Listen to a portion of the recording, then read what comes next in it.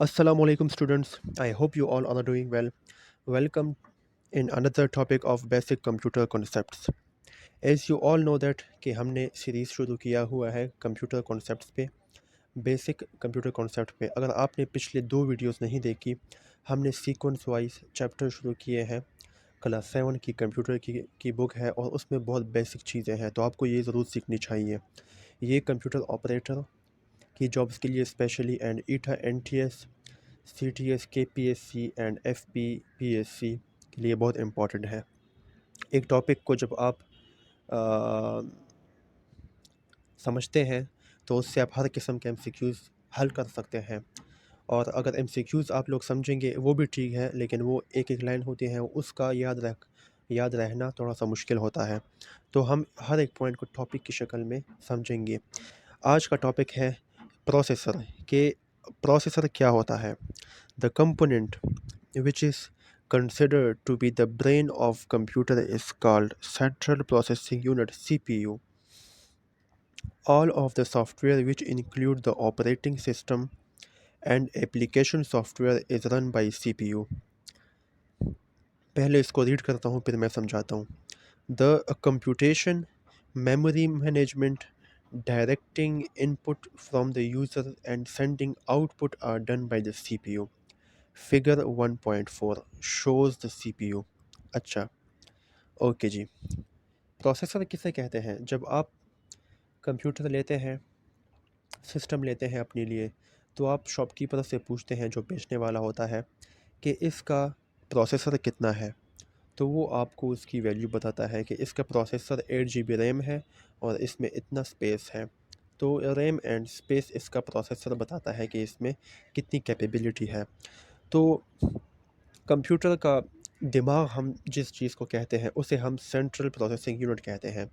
CPU जिससे हम आम अल्फाज में अक्सर लोग जानते हैं CPU, माँ सर CPU दे, मेरे पास CPU है, ठीक है, इस तरह हम लोग बोलते हैं।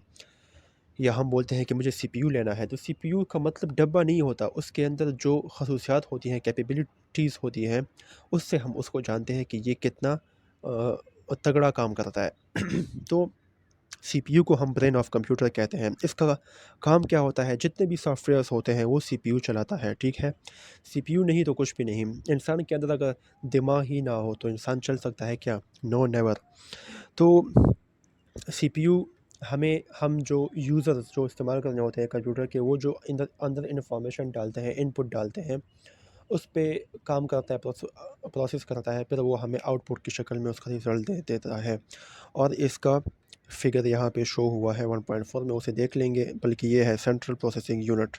Let me show you this is, इसके अंदर ही आपका प्रोसेसर एंड डेटा स्टोरेज सब कुछ होता है, ठीक है। अच्छा, डू यू नो पढ़ते हैं कि ये क्या कह रहे हैं? The CPU is considered to be the brain of computer. वही बात कि CPU जो है वो कंप्यूटर का ब्रेन है। अच्छा, नीचे आते हैं कि दिस पॉइंट कि the two typical component of CPU include the following. दो ऐसे कंपोनेंट हैं जो उसमें हो के ही रहेंगे, वो यहाँ पे ये लोग बयान कर रहे हैं। नंबर फर्स्ट कौन सा है?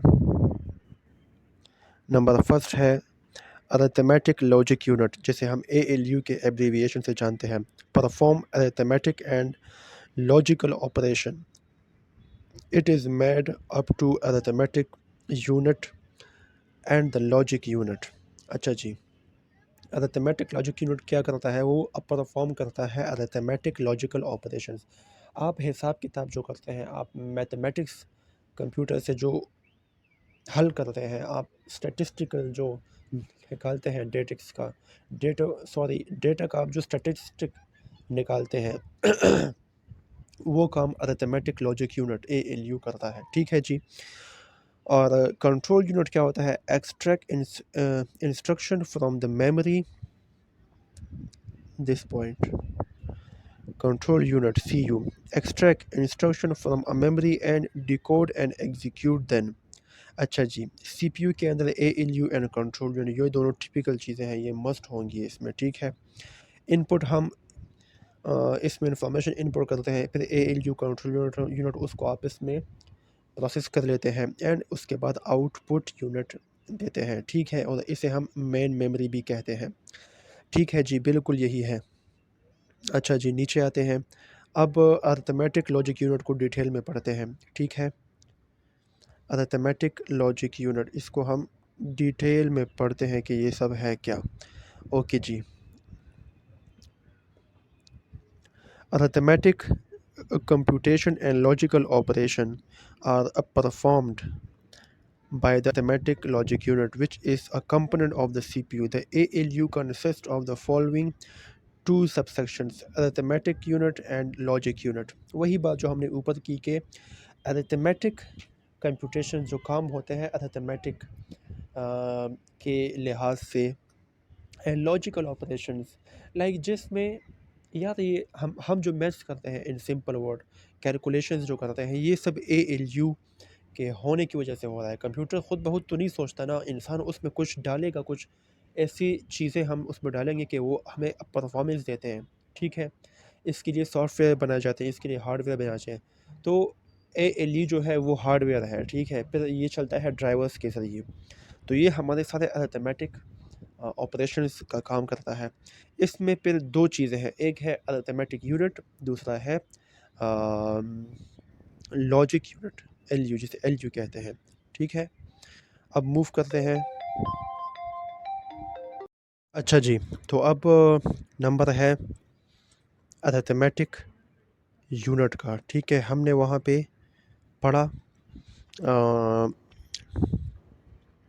Arithmetic logic unit. अब हम पढ़ते हैं arithmetic unit. Operation like addition, subtraction, multiplication and division are all the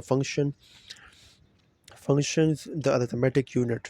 Using repetitive use of different operations, the majority of complex operations are handled. जैसा कि मैंने आप लोगों को पहले ही बताया था कि मैथमेटिक के रिलेटेड सारे जो ऑपरेशंस होते हैं वो अरिथमेटिक यूनिट की वजह से होते हैं। अगर ये ना होता तो हम कंप्यूटर पे हिसाब किताब ना कर सकते। Now move to the logic unit के। लॉजिक यूनिट क्या होता है, ठीक है? लॉजिक यूनिट को हम लोग डिस्कस करते हैं कि operation such as comparing, matching, selecting and merging data are the function of logic unit. Logic unit जो होता है वो कंपेयरिंग करता है, मैचिंग करता है, सेलेक्टिंग करता है एंड मर्जिंग डेटा करता है, ठीक है? कंट्रोल यूनिट क्या क्या काम करता है? Controlling the operations of all parts, ठीक है, of computer. Controlling the operation of all part of computer. The control unit does not do any data processing operation on its own, ठीक है? बहुत ही सिंपल है स्टूडेंट्स के control unit जो है वो कंप्यूटर के ऑल पार्ट्स को कंट्रोल करता है। कंट्रोल यूनिट खुद से कोई प्रोसेसिंग नहीं करता कि वो डेटा को प्रोसेस करे फिर आपको आउटपुट दे, ठीक है? एंड नाउ जो है पढ़ते हैं function of this unit are, ठीक है? इसके फंक्शंस पढ़ते हैं।